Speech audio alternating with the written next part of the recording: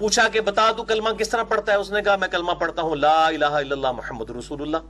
تو انہوں نے کہا کہ اس طرح کر کے ایک دفعہ تو کلمہ پڑھ لا الہ الا اللہ چشتی رسول اللہ. انہوں نے کہا نعوذ باللہ تمہارے ولیوں نے بابوں نے کلمہ پڑھا دیا، کفر کر دیا. وہ بس انہوں نے جھنڈا اٹھا دیا، کہتے نہیں ہم علمی کتابی ہیں، ہم ان کو نہیں مانتے. کیوں؟ وہ کہتا مرزا غلام احمد قادیانی نے کلمہ نہیں پڑھایا، ولیوں نے کلمہ پڑھا دیا، لہذا میں ولیوں کو نہیں مانتا. سب سے پہلے اس کلمے کو حقیقت کے آئینے میں دیکھیے. خواجہ معین الدین رحمۃ اللہ علیہ کے زمانے میں آپ کا سلسلہ طریقت ابھی لفظ چشتی کے نام سے موسوم نہیں ہوا تھا. صوبہ ہرات جو افغانستان کا ایک صوبہ ہے، اس کا ایک شہر، اب وہ ضلع بھی ہے، اس ضلع کا نام لفظ چشت تھا. اور وہاں پر جو اکابر جو بزرگ تھے ان کی اولادیں اپنے آپ کو چشتی کہا کرتی تھی.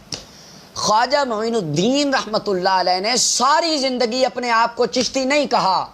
آپ کے کسی مرید نے ساری زندگی آپ کو چشتی نہیں کہا. آپ کی اولاد نے، آپ کے متوسلین نے ساری زندگی آپ کو چشتی نہیں کہا. اس وقت بر صغیر پاک و ہند میں، پاکستان اور انڈیا میں لفظ چشت ابھی بولا ہی نہیں جاتا تھا. اللہ اکبر. جب ہم نے یہ بات دیکھی، اب ایک لفظ جو ابھی وجود میں نہیں آیا، وہ یہ انہوں نے کہا نہیں وہ جی کلمہ پڑھا دیا. کس لفظ کا کلمہ پڑھا دیا؟ جو لفظ ابھی دنیا میں نہیں آیا، جو لفظ ابھی وجود میں نہیں آیا، اس لفظ کا کلمہ پڑھا دیا. واہ جی، یہ علمی کتاب بھی ہیں. یہ کتنے یتیم العلم لوگ ہیں. سب سے پہلے ہمارا ان کو چیلنج ہے، جیلم کے قبرستان کھود لو، ان میں سے اگر آپ کو کوئی ڈکشنری ایسی مل جائے جس میں خواجہ معین الدین رحمۃ اللہ علیہ کی زندگی میں لفظ چشت استعمال ہوا ہو تو آپ ہمیں دکھائیں. آپ کی ساری زندگی میں لفظ چشتی کبھی بولا ہی نہیں گیا. اور آپ کا جو دیوان آپ کی طرف منسوب ہے اس کے اندر آپ کا تخلص معینی ہے. آپ کا معین الدین لقب تھا جس کی وجہ سے آپ اپنے آپ کو معینی کہا کرتے تھے. اللہ اکبر. یعنی لفظ چشت خواجہ صاحب کی زندگی میں مارز وجود میں نہیں آیا تھا، اور انہوں نے اندر عبارت ایک ڈال کے دے کے ان کا بس کلمہ پڑھا دیا کس لفظ کا جو لفظ ابھی پیدا ہی نہیں ہوا. اگر کوئی بندہ کہے امام بخاری نے اردو زبان میں ایک کتاب لکھی تھی تو لوگ تو کہیں گے آپ یتیم العلم جاہل انسان، امام بخاری کے دور میں تو ابھی اردو زبان بنی نہیں تھی، انہوں نے کس طرح اردو زبان میں کتاب لکھی؟ انہوں نے یہی کام ادھر کیا. انہوں نے کہا خواجہ صاحب نے چشتی رسول اللہ پڑھا دیا. کون سا لفظ ہے چشتی؟ جو ابھی بر صغیر پاک و ہند میں آیا ہی نہیں تھا. اب ہر مسلمان فیصلہ کرے، جو لفظ ابھی وجود میں اس سرے سے نہیں آیا اس نام کا کلمہ خواجہ صاحب نے کیسے پڑھا دیا. دوسری بات، یہ بات لکھی کہاں ہے؟ ہشت بہشت بزرگوں کی اقوال پر ایک کتاب ہے، اس کے اندر ایک کتاب ہے دلیل العارفین.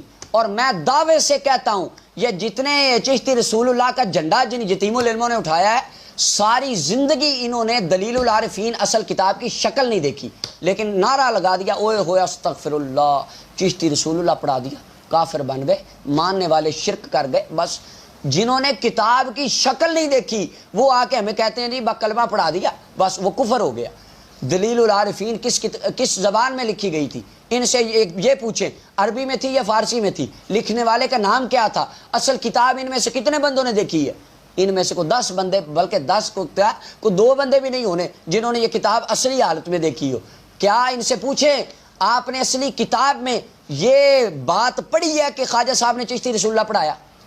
اچھا، اس کے بعد اس کا اردو ترجمہ سب سے پہلے کس نے کیا، کب کیا، کہاں سے شائع ہوا؟ یہ باتیں تصوف کی کتابوں میں بعض لوگوں نے شامل کر دی. پھر کہیں گے کہ جب آپ کی کتاب میں ایک لکھی ہے آپ کتاب کو آگ کیوں نہیں لگاتے؟ کتاب کو آگ لگا دیں. میں نے کہا جی بالکل لگاتے ہیں آگ. یہ میرے ہاتھ میں تفسیر ابن کثیر ہے، اور اس کے علاوہ یہ بات جو میں عرض کرنے لگا ہوں حدیث کی کتابوں میں بھی لکھی ہے اور قرآن مجید کی متعدد تفسیروں میں لکھی ہے. حضرت عبداللہ ابن مسعود رضی اللہ تعالیٰ عنہ قل اعوذ برب الفلق قل اعوذ برب الناس، ان 2 سورتوں کو قرآن کا حصہ ہی نہیں مانتے تھے. یہ بات اس میں لکھی ہے. قرآن کا ایک لفظ کا انکار کرنے والا دار اسلام سے خارج. آپ بندہ اپنی عقل سے سوچے، کیا عبداللہ بن مسعود یہ بات کر سکتے ہیں؟ کہیں جی نہیں استغفر اللہ، وہ تو صحابی تھے، وہ یہ بات تو کر ہی نہیں سکتے. اس کتاب میں لکھی ہے. اب میرا سوال ہے یہ کتاب چھپ کیوں رہی ہے؟ اس کتاب کو آپ کے مولویوں نے، وہ جیلم والے یتیم العلم دوست نے اس کتاب کو آگ کیوں نہیں لگائی؟ جن جن حدیث کی کتابوں میں یہ روایت ہے آج تک یہ روایت نکالی کیوں نہیں گئی؟ اور ان کتابوں کو آگ آپ لگا سکتے ہیں؟ تو کہیں گے نہیں نہیں استغفر اللہ، یہ تو قرآن کی تفسیر ہے، اس میں جو غلط بات اگر کوئی لکھی ہے ہم اس کو رد کر دیں گے، اس کو ہم چھوڑ دیں گے، ہم اس کو نہیں مانیں گے۔ تو حشت بہشت کی طرف جب یہ اصول لاتے ہیں ہم، تب آپ پر کہ علم پر موت واقعہ کیوں ہو جاتی ہے؟ اگر یہ اصول وہاں پر اپنایا تو تب کیا ہوگا؟ ان کی یتیم العلمی کا سارا ثبوت آ جائے گا کہ یہ تو دھوکہ دے رہے ہیں عوام کو۔ امام نووی رحمۃ اللہ علیہ اپنی المجموع میں فرماتے ہیں وما نقل عن ابن مسعود رضی اللہ عنہ فی المعوذتین باطل لیس بصحیح عنہ، جناب عبداللہ ابن مسعود سے یہ جو باتیں منقول ہیں نا کہ وہ مانتے ہی نہیں تھے، فرمایا نہیں یہ غلط بات ہے، باطل بات ہے اور صحیح نہیں ہے، حالانکہ ابھی بھی یہ کتابوں میں چھپ رہا ہے، لکھا جا رہا ہے، نکالتے کیوں نہیں؟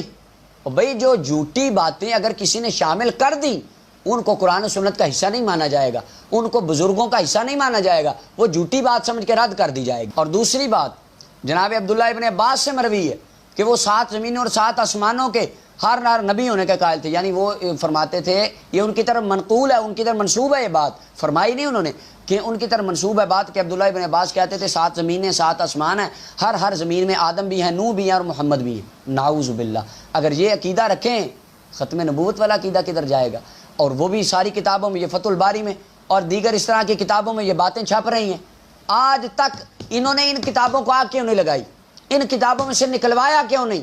اور ان کتابوں کے حوالے دیتے نہیں تھکتے؟ صحیح ابن خزیمہ، مسند ابی عوانہ اور دیگر حدیث کی کتابوں میں یہ جھوٹی روایات موجود ہیں جو سند کے اعتبار سے بالکل مجروح اور غلط ہیں، ان کی طرف منسوب کر دی گئی۔ اب آج تک انہوں نے کیوں اس بات کو لوگوں کو نہیں بتایا؟ یہ کتابوں سے آپ نے باتیں نکلوائی کیوں نہیں؟ کیا آپ ان باتوں کو مانتے ہیں؟ تو کہیں گے نہیں نہیں ہم نہیں مانتے۔ اور دوسری بات، اگر ان باتوں کی صحابہ کی طرف جھوٹی باتیں منسوب ہوں، ان کی سند غلط ہو، کوئی مسلمان نہیں مانتا۔ میں پوچھتا ہوں یہ جو چشتی رسول اللہ والا جھوٹا ڈنگوسلے پہ مبنی کلمہ جاری کر دیا، اس لفظ کا کلمہ ثابت کر دیا جو لفظ ہی ابھی شائع نہیں ہوا تھا، بھئی اس واقعے کی سند کیا ہے؟ خواجہ صاحب تک اس کی سند پہنچتی ہے؟ ہم کہیں رسول اللہ کی مٹھی میں پتھروں نے کلمہ پڑھ لیا، ہرن نے رسول اللہ کی نبوت کی گواہی دے دی، گو نے حضور کا کلمہ پڑھ لیا، حضرت عمر نے مدینہ بیٹھ کے وہاں پر آواز ماری یا ساریۃ والجبل، امام بخاری کی قبر سے خوشبو آ، کہتے ہیں استغفر اللہ، کہانیاں گھڑ لیں، جھوٹ گڑ لیا، جھوٹی سندیں بنا لی، لکھا ہی نہیں، کہتے ہم مانتے ہی نہیں۔ کیوں؟ سند نہیں، سند ہی کمزور ہے، سند ہی جھوٹی ہے، سند ہی ضعیف ہے۔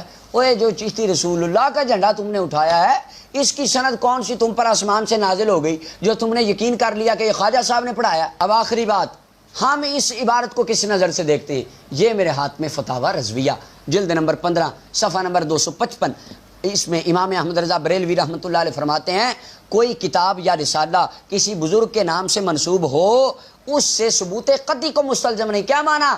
اوے اگر کوئی کتاب کسی بزرگ کی طرف منسوب ہے تو اس کا یہ بات یقین نہیں ہوتا کہ واقعی وہ بزرگ نے کتاب لکھی ہے۔ اور آگے فرماتے ہیں بہت سارے رسالے خصوصاً اکابر چشت کے نام منسوب ہیں جن کا اصلاً کوئی ثبوت نہیں۔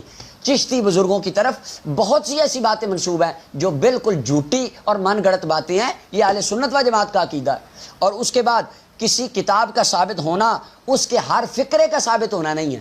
کہتے نہیں استغفر اللہ، وہ کشف المحجوب میں یہ لکھ دیا، فلانی کتاب میں وہ لکھ دیا۔ اور تمہیں کس نے بتایا کہ داتا صاحب نے سارے الفاظ اپنے وہی لکھے ہیں یا خواجہ صاحب کے سارے الفاظ انہوں نے لکھے ہیں؟ اس واقعے کی سند بیان کرو۔ پھر کہیں گے جی آپ نکالتے کیوں نہیں؟ ان عبارتوں کو نکال لیں۔ تو ان سے گزارش ہے جو نیا ایڈیشن آیا ہے حشت بہشت کا، ان میں سے علماء نے زور ڈال کے وہ عبارت نکلوا دی ہے۔ اب بات یہاں ختم نہیں ہوگی، اب آپ سے میں کہوں گا تفسیر ابن کثیر سے، مسند ابی عوانہ سے اور مسند طیالسی سے، فتح الباری سے اور دنیا کے جس حدیث کی کتابوں میں نبی پاک کے صحابہ کی طرف جھوٹی باتیں منسوب ہیں، آپ ان کتابوں کو آگ لگائیں گے یا ان کتابوں سے وہ باتیں نکالیں گے؟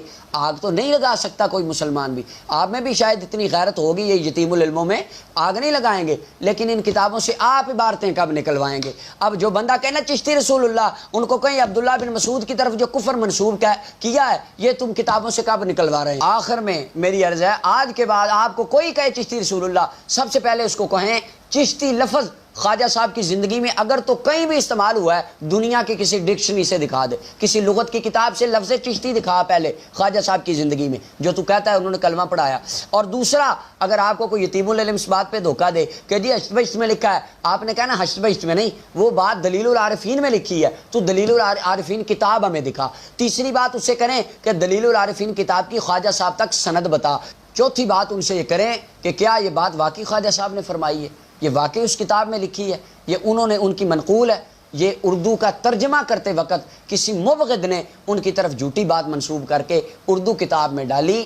بزرگوں سے ایسی کوئی بات اگر کوئی لکھ بھی دے تو میرے امام فرماتے ہیں وہ بات جھوٹی اور بالکل مردود ہوگی, اس بات کو تسلیم نہیں کیا جائے گا. امام غزالی رحمۃ اللہ علیہ فرماتے ہیں لا تجوز نسبت مسلم الی کبیرۃ من غیر تحقیق, اور بغیر تحقیق کے کسی مسلمان کی طرف کبیرہ گناہ کی نسبت کرنا بھی حرام ہے. یہ آپ جو کتاب اللہ کے ولی کی طرف کفر منسوب کرتے ہیں, یہ آپ کے پاس کوئی اس کی دلیل, کوئی سند, کوئی ثبوت کسی بندے کے پاس ہے تو وہ پیش کریں.